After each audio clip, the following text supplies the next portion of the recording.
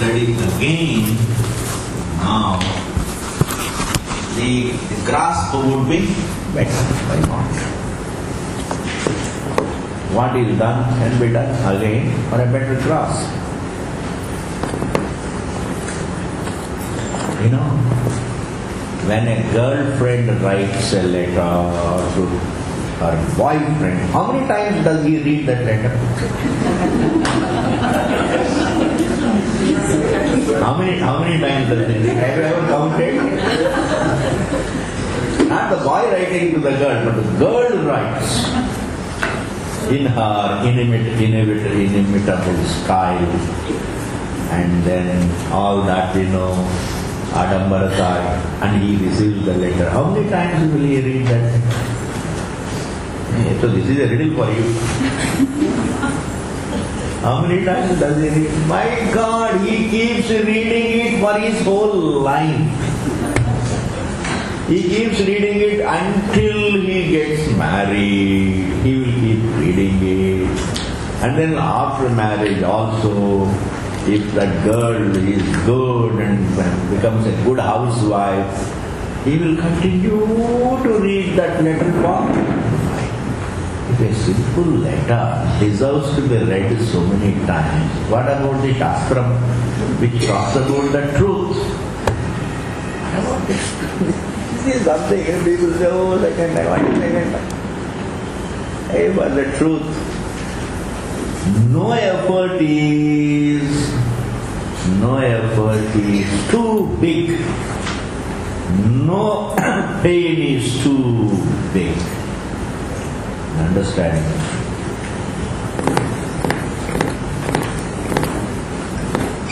No sacrifice is too big.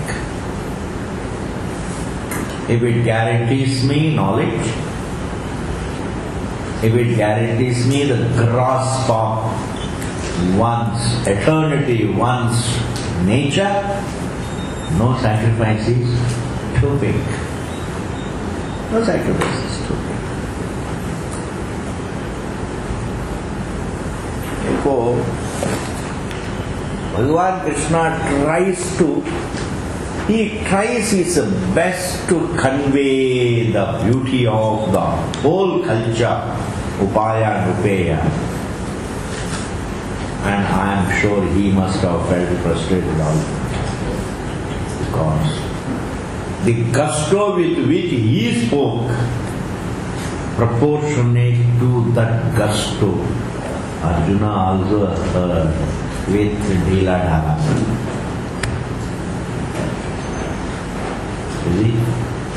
His enthusiasm, Krishna was all life and enthusiastic about teaching. And Arjuna was not even maybe half. That is why the Shastram, it touches a person only when he sees, my God, it's right. What is right?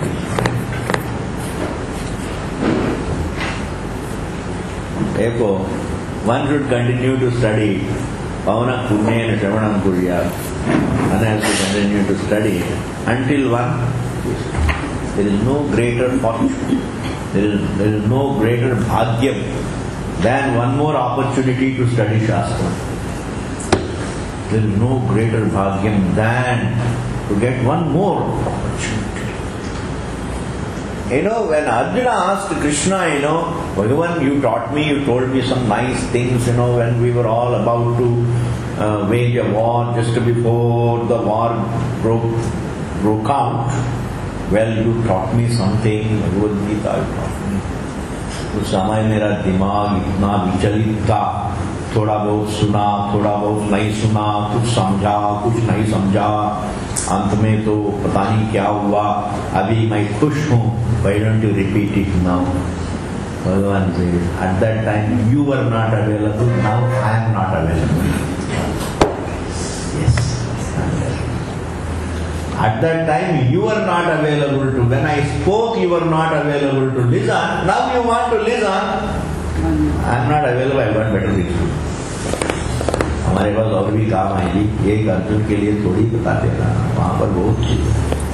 That's why I'm telling you, when you look into the history of mankind, whether it is political history, just history of man, spiritual history, if you look into the spiritual history of this country, you will understand there is no fortune greater than one more opportunity to study. Bhashyakar Vedavyasa said, Pauna Punyena Shravanam Kurya. It's a wonderful statement. Listen to it again and again until it touches you. Take it for granted, what it is teaching is what exactly you are looking for. What everybody is interested, what everybody wants is only what everybody, the life gets fulfilled, the search gets fulfilled, the search gets fulfilled only in understanding the searcher. The search gets fulfilled. Therefore, abhyasa should not be looked upon as monotony. The love for happiness, does it become any time monotony? Yesterday I wanted happiness and today again I am wanting happiness. Do you feel monotony? From the first day onwards. There is only one thing which doesn't cause monotony. The love for freedom doesn't cause monotony. The love for peace doesn't cause monotony. The love for happiness doesn't cause monotony. The love for freedom doesn't cause monotony. And therefore, studying that freedom should not cause monotony. Studying the truth should not cause monotony. Is it clear? And therefore, when we are studying Chandogya Upanishat again, the first preparation, you have to prepare yourself to understand. Studying the scripture, the only way of studying the scripture is studying it again and again. That is the only way of studying. Studying the scripture, the way of Adhyayanam, the way of studying the scripture is studying it again and again until I understand. Until I understand. Why? Because depending upon the adhikar, some people are very bright, they grasp it in one study. In studying once, they grasp it. Some may require twice, some may require thrice, some may require the whole lifetime, some may require a few lifetimes. Who knows? Bhagavan Krishna also says, those who just to die while studying, they leave the body, they will be reborn with the same sanskara and they will continue the direct, they will keep moving in the right direction until they come. And now, I am going to tell something very important. Before we begin it, I have to prepare you to look at this second time study as not second time, just study. It should not be looked upon as a monotony. I am going to make a very important point. Distraction from one object to another object is always there. It's always there. You can't avoid it. Now I think of one object and suddenly the mind moves to another object and suddenly moves to another object. Distraction from one object to another object is very, very natural. It is difficult to avoid. You think of a form, the mind runs to another form first. And you think of the second form, it runs to the third form. Therefore, wandering is always confined to form to form. Wandering is never between. Wandering is never from the formless to the form. ये बहुत जरूरी है समझना. Distraction is never from the subject to the object. Distraction is always from the object to object. The realm of distraction is from object to object. The realm of objects is the realm of distractions. But you can never have distraction from the subject to the object. Once you make the subject the topic, not some misconception about the subject, but correctly if you make your existence the subject matter, distraction from that is not possible.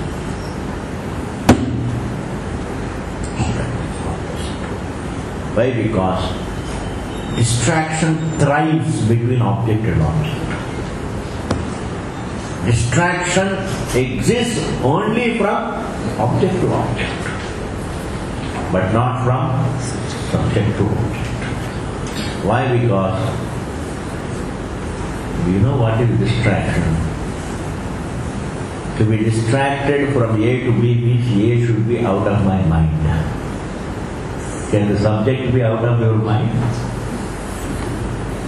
Can subject ever be the existence of the subject? Can it be ever suddenly disappear from your experience?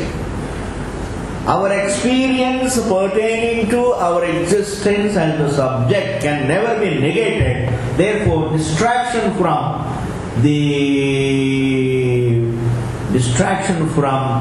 the evidence of the subject, distraction from the experience of the subject to the experience of the object is not possible.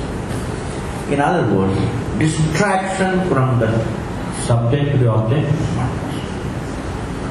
Distraction is always from object to object. If this is the principle, this is the realm of distraction. You can get distracted from wave to wave, but not from water to wave. How can you get distracted? Because water is always there. You can't leave behind water and reach the wave. And what is distraction? Leave behind something and go ahead to something else. I leave behind, my mind forgets A. I was thinking of something, I was thinking of Missouri, and suddenly I just forget it and go to America. I think of Missouri, and then afterwards I get bored and then I just leave it and think of Nainital. And then again I say Nainital, I forget, and then I go to some other hill station, Ooty. Like this I keep wandering from place to place. In fact, wandering is all that is available in the realm of objects. You can't abide on a given object. Kya baat karte hain? How can you abide on an object? When it comes to a form, you cannot abide on one given form. You have to keep moving. Therefore, freedom from distraction. Abiding on a given object is not possible. Concentration on a given object is not possible, even if it is there for a second or a few seconds or a minute, it goes again. Therefore, distraction is always there. And if the distraction has to be curtailed, if the restfulness has to be restored to the person, if my restfulness has to come back to me, I have to understand that my restlessness in my mind can be contained in the light of my existence to subject. I must make myself the subject, the topic.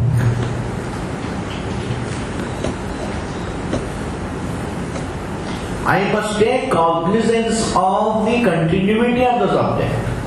I must take cognizance of the continuity of the subject, not only from thought to thought, but also from state to state, but also from life to death. Its continuity is unagated. At least the subject must become the subject matter. Once the subject becomes the subject matter, distraction from the Vedanta to something else, not possible. Therefore, whoever gets distracted from the study of Vedanta, again back to the material life, it only simply means he never first really took a root. It is just he never understood what he was doing. He was studying, but really was not getting.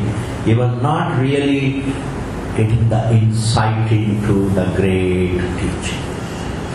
Therefore, it was going above his head, and therefore Vedanta, when a person does not get a hold, when a person does not capture what is being taught, then it has not touched him, therefore distraction is inevitable. When you don't follow something, distraction is inevitable. When you follow something, distraction can be avoided. But here when it comes to the subject matter, the subject is the subject matter, and if you get some, even a glimpse of, I am using this language, glimpse, etc., keeping in view the modern society, not really the adhikaris who are really, because it is not that we have a glimpse of the fact that we are. Is it a glimpse? I am is the total. It is not a glimpse, it is the full experience. Everyone has the fullness of experience that one is.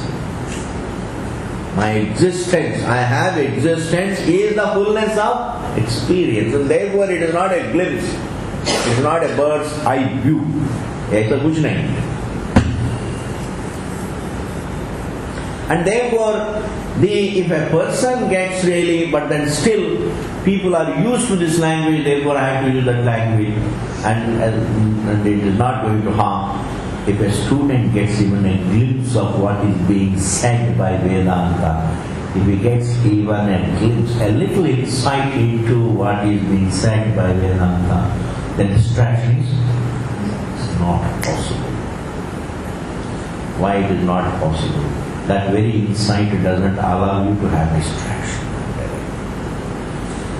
Insight is not. Supposing somebody offers you a cup of coffee, and then there is, you are a great lover of coffee, and suddenly you discover, somebody tells you there is some poison in it, and you get the insight into it.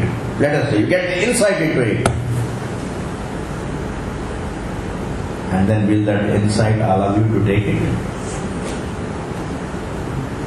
In fact, what stops you from taking that coffee is your own insight. It is our own insight into the non-eternity of the things. The moment we get the insight into the temporariness of the things, that insight does not allow us to run after them. Our insight into the temporary nature of things, our insight into the ephemerality of the things, our insight into the incomplete nature of the things, that they don't give exactly what I want.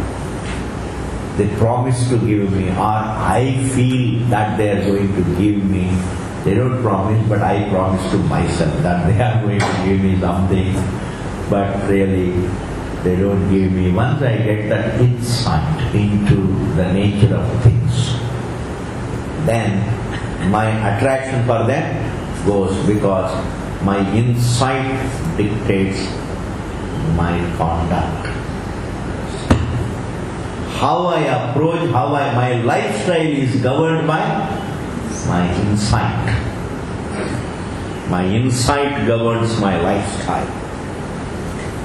And a person who without any insight, what kind of lifestyle will he lead? He will lead only a lifestyle dictated by his impulses. Either one is living an impulsive lifestyle, or one is leading a lifestyle that is governed by his insight. And insight is what we get through education. Insight is what we get through the scripture. Insight is what we get through reasoning. And minus that insight, man is an animal. There is no difference between a man who wants to live, just to works, just to eat and eat to live, and live to eat and eat to live and live to eat. What is the difference?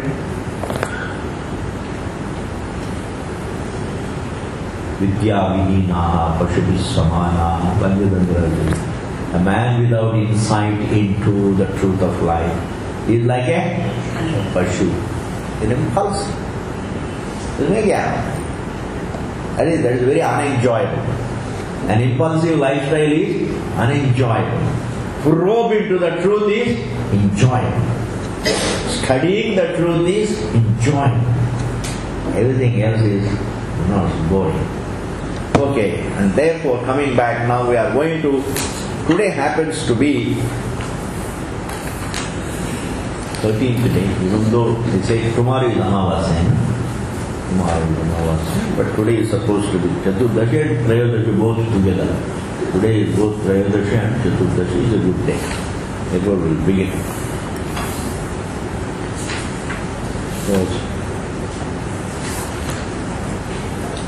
In Veda we have 4 Vedas. Out of the 4 Vedas, in every Veda there is something called Vedanta. Vedanta means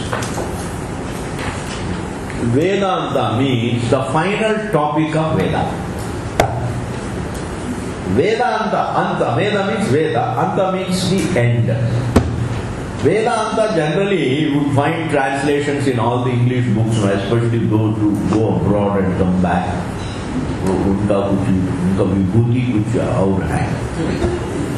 Then those who go abroad and come back, I tell you, they are neither Khaka nor Khaka. You go to America and live, then you forget all that is Indian. And not only that, you start running down all that is Indian. All that is Indian, you start running down. And you start extolling theirs. Kalpana Saaf Hai, whatever. That's nothing. I say there are lasting values, there are temporary values. Temporary values you may get right, but the eternal values you should get right. One of the eternal values is to respect the other person's identity, not to convert him, is eternal value. And if you lose the eternal value and keep the non-eternal values like cleanliness, etc., there is nothing great about it. See, there are a lot of things to talk about. But anyway, those who go abroad and then really come back and start really writing something, because we Indians always look up to those who come back from foreign return. Foreign. Do you know what is foreign return? Those who went to foreign countries and the foreign countries didn't like them, packed them back. They are called foreign, returned by the foreign. Therefore, Vedanta does not mean not the end of Veda. Vedanta means the final topic of Veda. After that topic, there is no further topic. There is a primary topic and final topic. The primary topic of Veda is Karma Kanda. Karma Kanda means what? Prayers, values, the sustaining prayers, the sustaining values, the sustaining customs even, the sustaining traditions, the sustaining values, the sustaining prayers, the sustaining forms of worship, the enjoyable, colorful, that is all really the first primary topic of Veda, which we call Karma Kanda. And there is a final topic called Vedanta. After living a life, you come back to yourself. That is, having seen everything, Karma Kanda prepares you to come back to yourself. Karma Kanda prepares you if it is properly approached.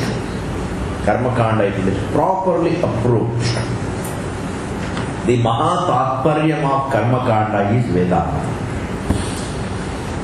Mahatatparya. Therefore, if a person performs karma as karma yoga, as taught by Bhagavan Krishna, karma kanda should become karma yoga kanda. If it is karma kanda, it is alright. Karma kanda also, if you have got desires to fulfill, that becomes karma kanda. But if you perform all your actions with the right attitude, it becomes karma yoga. And the final topic is Vedanta. It prepares you for understanding. Thus in every Veda there is Vedanta. I want you to understand that one. Every Veda has Vedanta. And don't look for Vedanta in the final pages of Veda. Sometimes you have Vedanta somewhere before that. Vedanta does not mean final pages. Both Jaruri. Vedanta does not mean final pages. Vedanta means the final topic.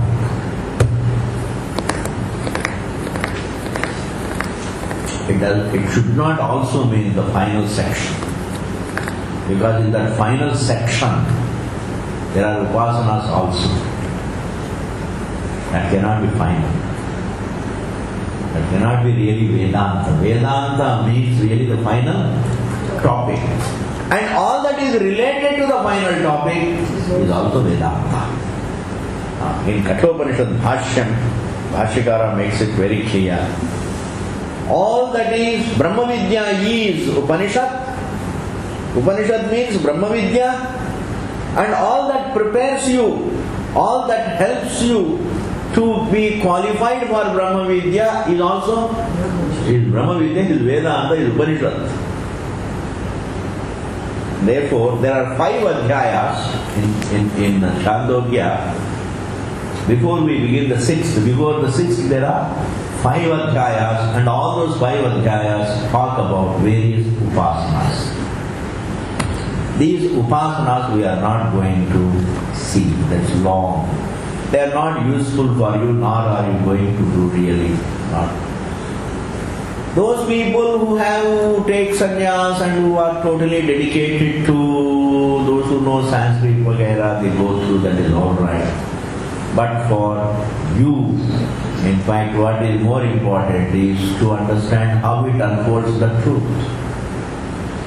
How it unfolds the truth. That 6th and 7th and 8th chapter are relevant to the educated people. The modern educated people, the 6th, 7th and 8th. Because the upasanas they don't take interest in.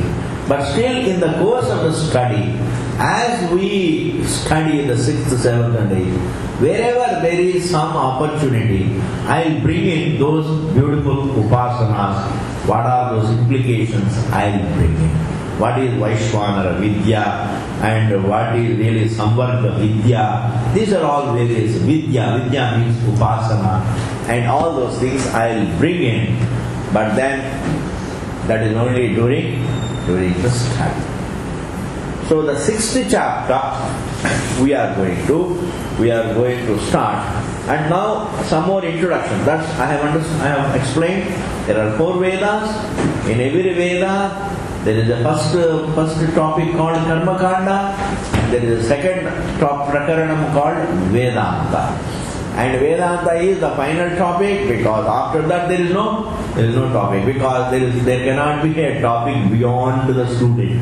The student, there is no topic beyond the student. The student himself as the topic is the final.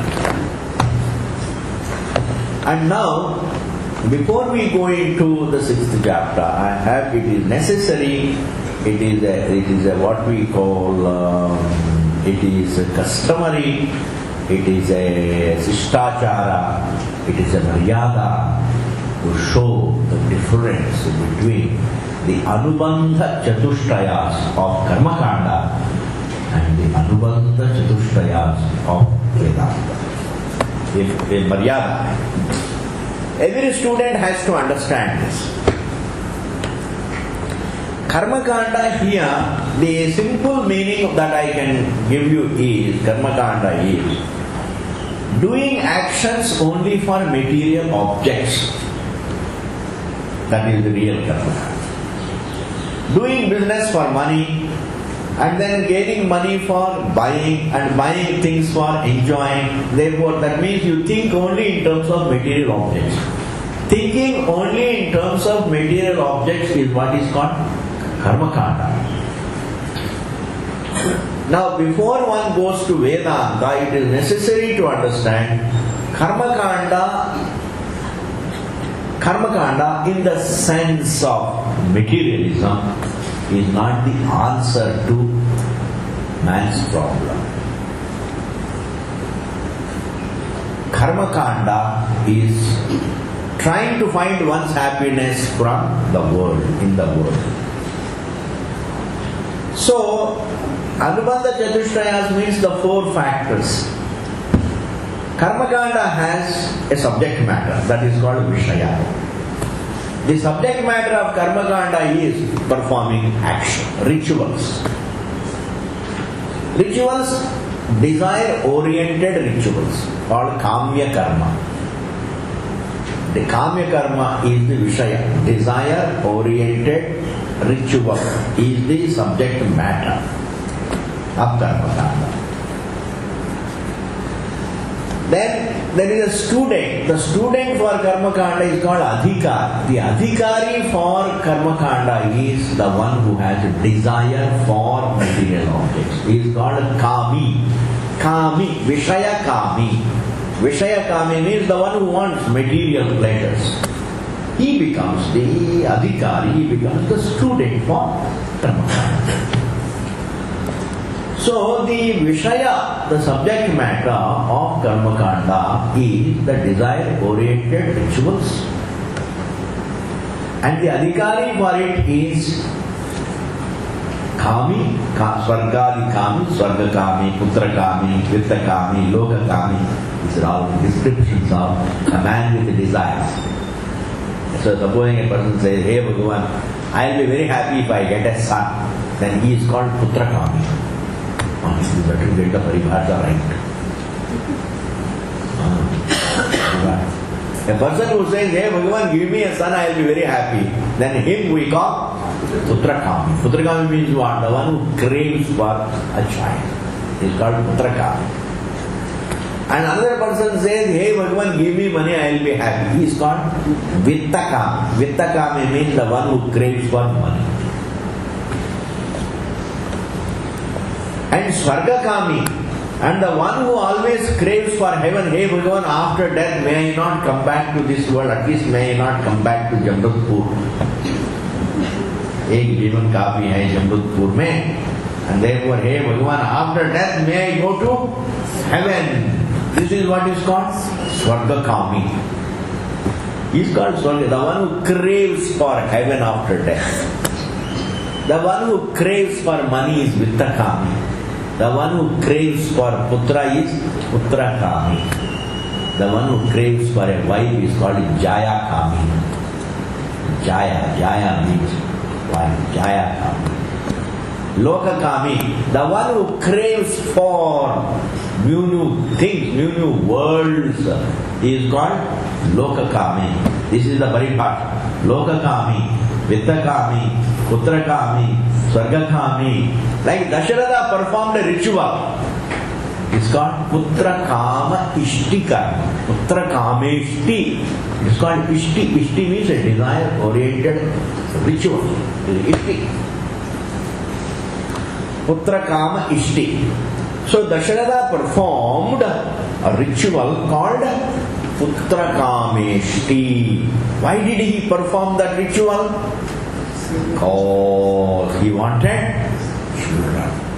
How much did he want them? Now that is what I want to convey. How much did he want them? He wanted them, he wanted children so much. Hey Bhagavan, if you gave me children, I will be happy. That is God. That means my entire happiness depends upon having children. Hey Bhagavan, give me children, I will be happy. This is called craving. What is the definition of a craving? If I got it, I would be happy. That is called craving. Supposing you say, if I got it, I may become happy. Is it craving? Are you able to follow? Supposing I got money, maybe I will become happy. Then it would not be craving. When does it become a craving? Oh, Bhagavan, if you gave me that, I would be happy, and without that, I can never be happy. That is called pinning all one's happiness on something. Is called craving. Unless I pin the whole well-being on something, I can't crave for it. Hey Bhagavan, oh ladki mil jaye. If I got her as my partner, life partner, I will be happy. And Bhagavan says, okay. After 10 days he goes again to Bhagavan and says, hey Bhagavan, मैंने बड़ा गलती किया. I am very sorry. Please, हमें मुक्त कर दो. उस लड़की से या लड़का से हमें मुक्त कर दो. भगवान से ये क्या कभी कहते हैं ये करो, कभी कहते हैं undo, sometimes they do, sometimes they are. Bhagavan also gives, are silly human beings together. But anyway, I am only defining what is craving. Craving is a very important, because a very small little wish, don't call it craving.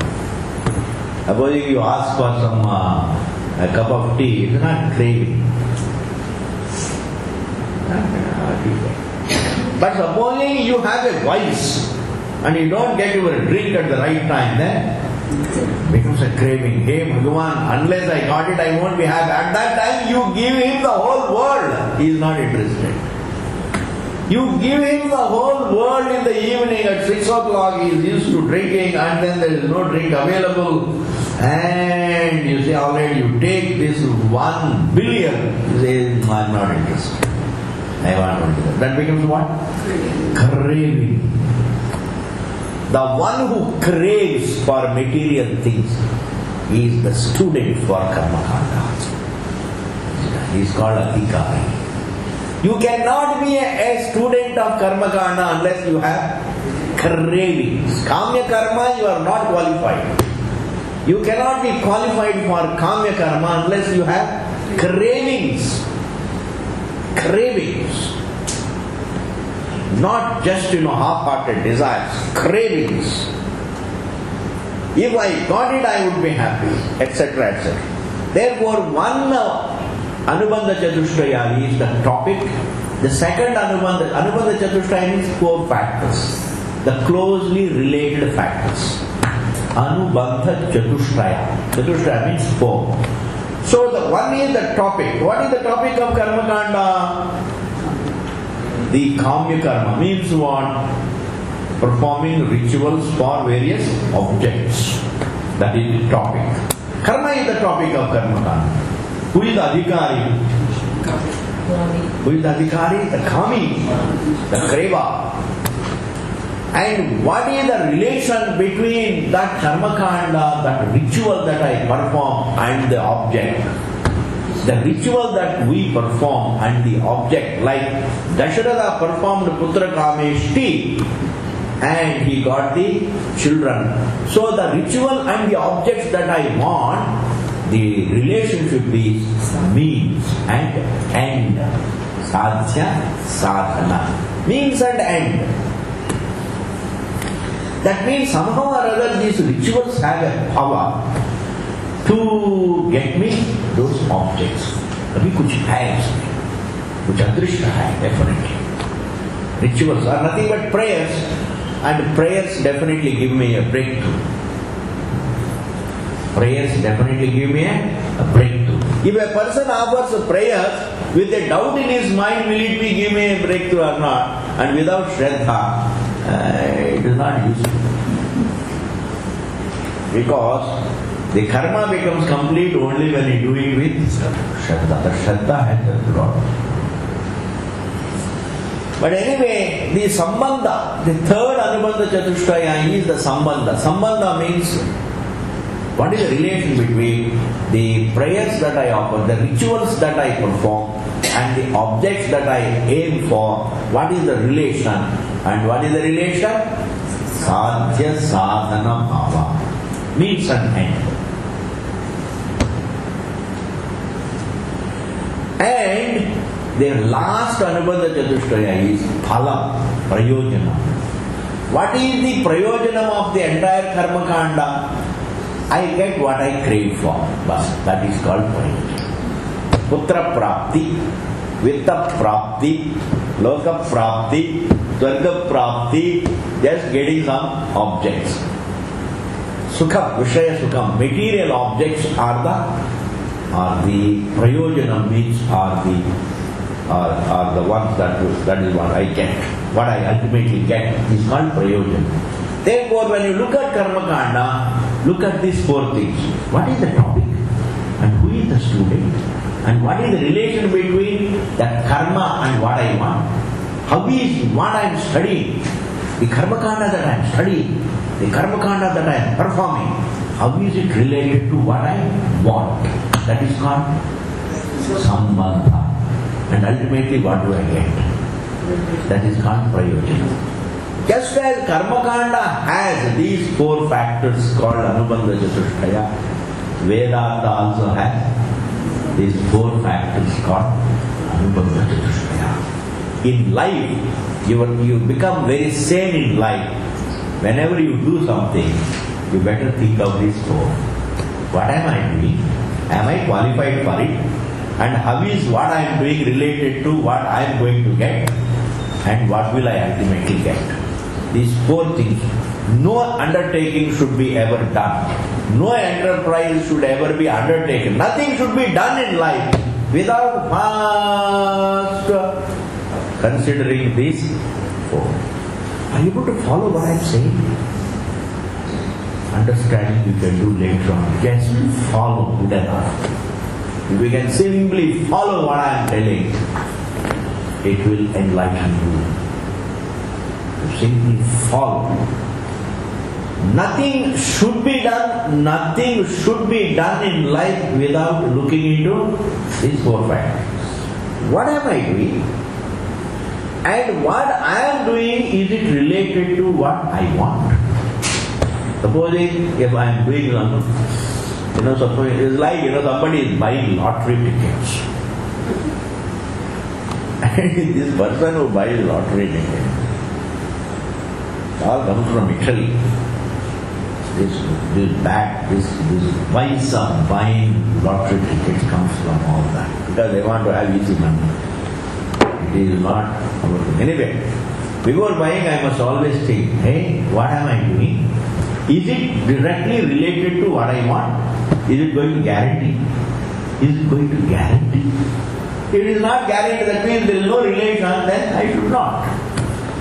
Does it guarantee what I want? Am I qualified?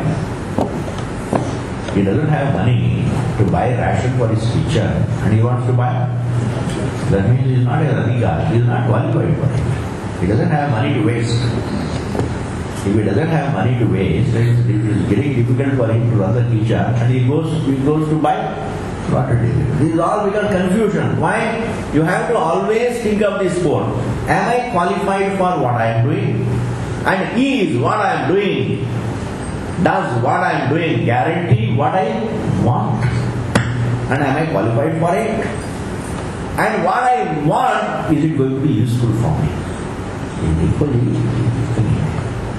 Am I qualified for what I am doing? Or just because I am ambitious, I am doing it. And ambition itself doesn't qualify. Is another thing. Ambition itself qualifies. No. Ambition itself doesn't qualify a person. Along with the ambition, I must have the requisite qualities to do that thing and face the ups and downs in it. There are so many things. Therefore, am I qualified for what am I doing? And what I am doing, does it guarantee what I want? And even if I get what I want, is it going to help me? All these four factors one has to see. All these four factors one has to see. Just as Karmakanda has 4 factors, in the same manner Vedanta also has 4 factors. A wise man must always look into these 4 factors before he does anything. I hope I have conveyed this. Now, what are the 4 factors that are related to the Vedanta, called the Anubandha Chatushtaya? One says, yes. The topic of Vedanta that we are doing is, the topic is that the very subject is the truth, Brahman, Akhanda. Akhandartha Bodha is the topic. Brahma Atma Aikyam is the topic. Brahmatma Aikyam means this very observer of the life, this very seer of the waking, this very seer of the dream, this very seer of the deep sleep, this very seer of life and death, this very subject, this very conscious subject happens to be the truth. This is the topic of Vedanta. This is the Vishaya. Now the next thing that we have to look into is, am I qualified to understand it? And to be qualified means, do I have time for it? Do I have interest for it, genuine interest for it? Or do I have only just a passing curiosity for it?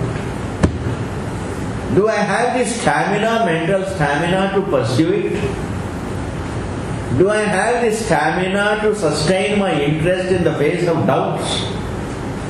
Do I have stamina to sustain my interest in the face of doubts and ambiguities and so many things, obstacles?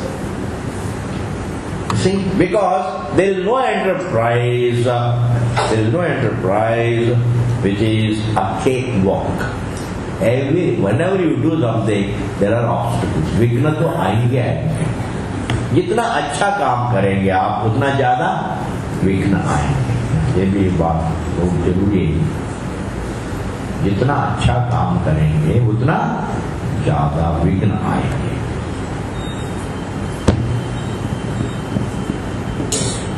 जितना अच्छा काम करेंगे, उतना विघ्न तो आएंगे.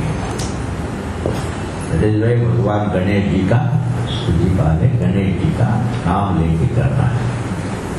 भगवान Ganesh ji, therefore, anyway, do I have the stamina to sustain my interest in the face of doubt? Because whenever the doubt comes, I lose interest. Because the doubt torments. When the doubt torments, I leave the whole topic so that I don't have to be tormented by the doubt.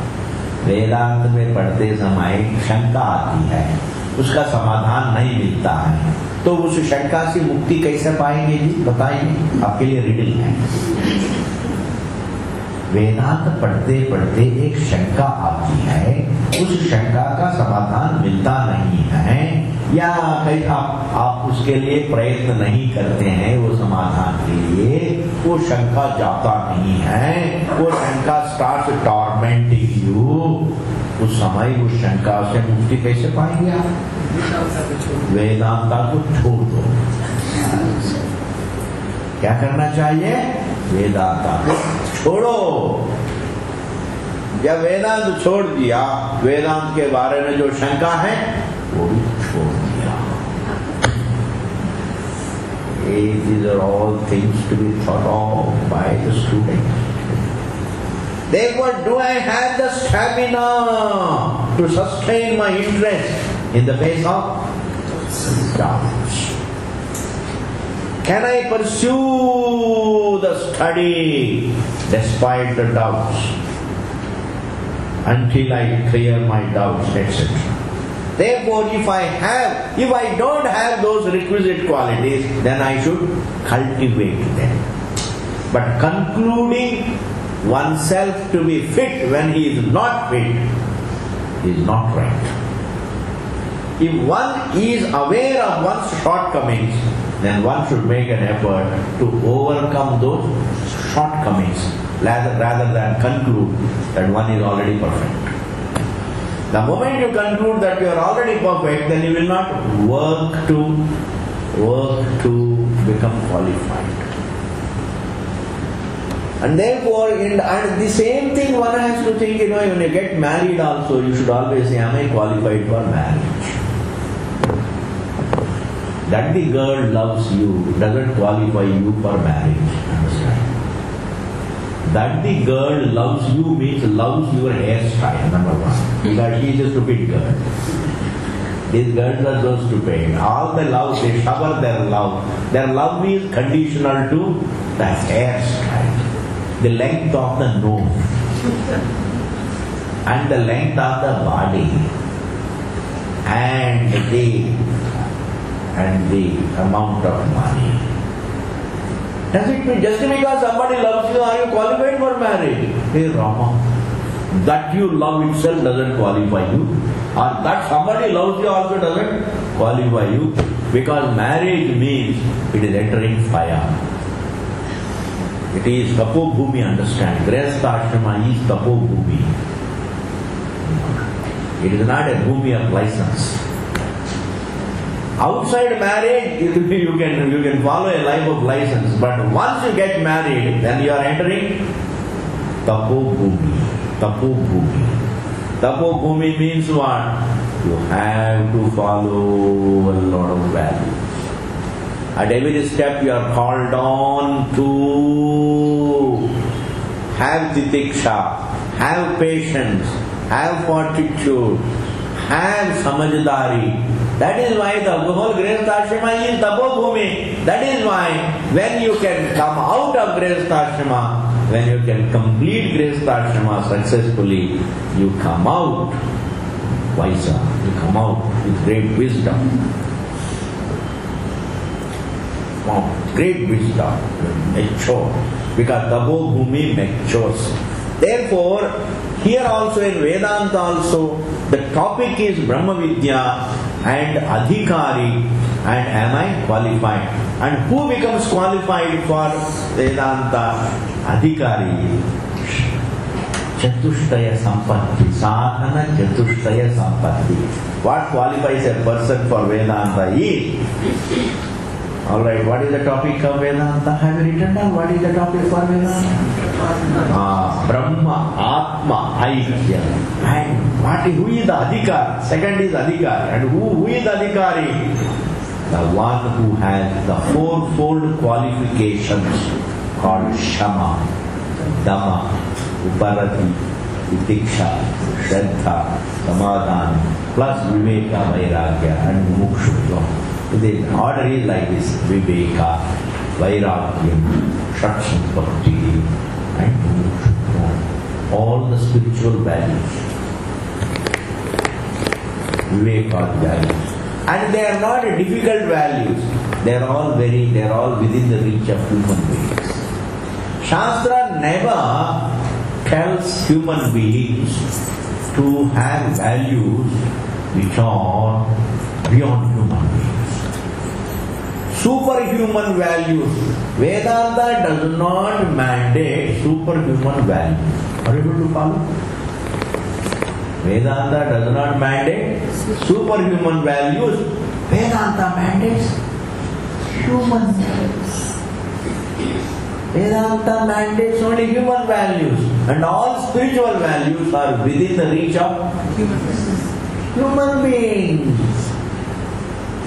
To think correctly is within the reach of human beings. Vairagya is within the human being. Self-control is within the reach of human beings. Yes. Sanity is to reach. Sanity is sanity superhuman phenomenon or human phenomenon?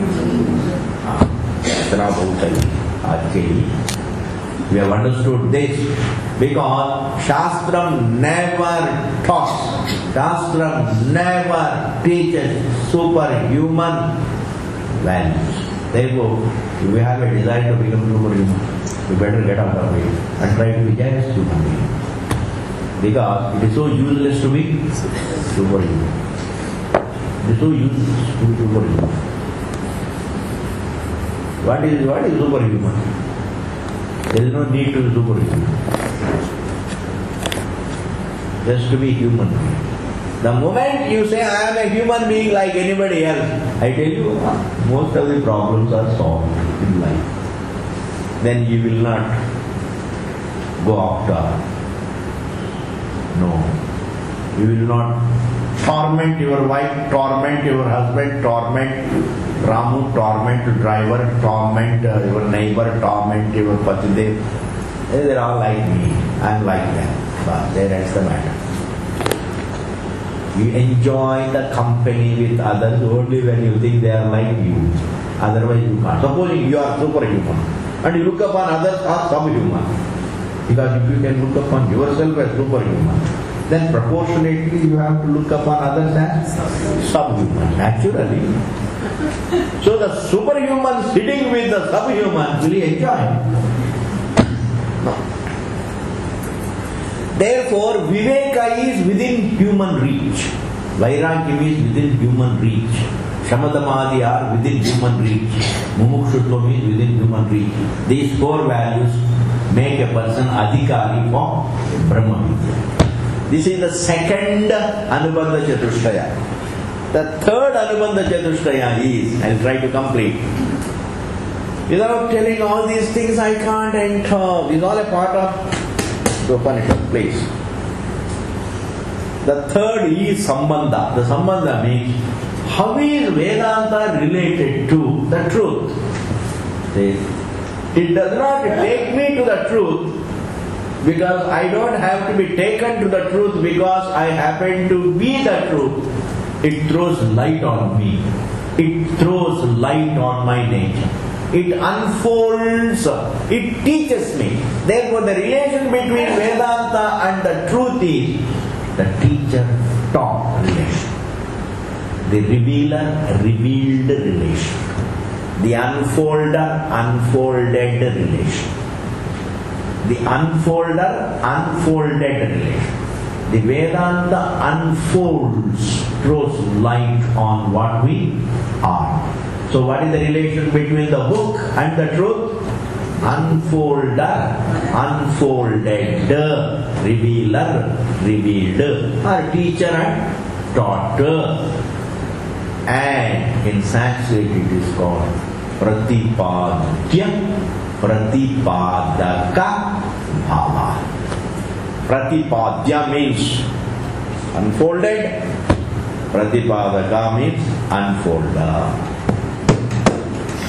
Therefore, Vedanta, the topic of Vedanta is Brahma Vidya. The student is the one who is qualified, is the one who has these spiritual values which are all within the reach of any human being. And the relation is Vedanta doesn't make you go here and there or create this or that. It just makes you see what you are. That way it is. Yes, it teaches. And the fourth Anubandha Chatushtaya is, what do I get out of it?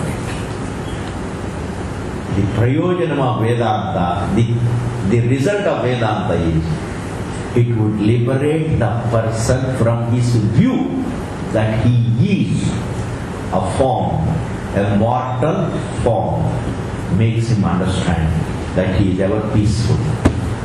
Therefore, the prayojanam is, I get liberated from my struggle. Freedom from struggle is the prayojanam. Freedom from the sense of limitation is the prayojanam. The sense of hunger and thirst, freedom from the sense of that hunger is my nature, thirst is my nature, form is my nature, and birth and death are my nature.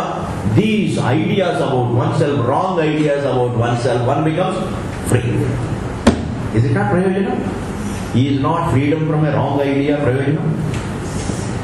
Or is money only prayojanam? Is money alone prayojanam? No, money alone, money is prayojanam in its own place. Money has its place. But the real prayojanam is freedom from wrong ideas. Moksha is the prayojanam. Let me put it in the paribhasha. Vishaya, the topic is Brahmatma Aikyam. I am going to use the language, Sanskrit language. Brahma Atma Aikyam is the Vishaya. Sadhana Chatushtaya Sampannaha is the Adhikari. Pratipadya Pratipadaka Bhava is the Sambandha. Sansara Nivritti is Prayojana of Vedanta. Thus, Vedanta has the four factors. Karmakanda also has four factors. And having understood, the sixth chapter that we are going to start is Brahma Vidya, and therefore the topic of the sixth chapter, now come back, having understood. Therefore, what is the subject matter of the sixth chapter? Brahma Vidya. Who is the Adhikari? Sadhana Chatushtaya Sampannaha. And what is the Sambandha? Pratipadya Pratipadaka Sambandha. And what is the Prayojanam? Sansara Nivritti. Able to follow? Yes, today being Budhavaram. You can read, just to make it beginning. To start. You can read after me. I just read just one mantra. Shveta Keturham Aruneyaham Asam Ragamham Tito Vacham Shveta Keto Vasat Brahmacharyam Navai Saumyam Asmat Kulinaham Anancham Brahma Bandhurivam Avatiti. This is the first verse, and before that there is Sambandha Bhashyam, introduction, all that we will see in the coming class. And then there is one little superstition. If you miss the second class, you miss the whole thing. This is what is called Dvitiya Vignam. There is a superstition in the south, it is called Dvitiya Vignam. Supposing today we have started Chandogya Upanishat, and next class you don't come. That means you will never come. That is the superstition in the south. Therefore, at least, baat ki baat, baat mein dekha jayega, lekin tomorrow, today is the first class, tomorrow, you better come. Or at least those people who come only for Gita class, at least come on Monday. That will be your second class. That will be your second class. But those who come every day, for them tomorrow will be second class. We'll continue it later. Purnamadaha, Purnamidam, Purnam, Purnamudachyate, Purnasya, Purnamadaya, Purnameva, Udishyate.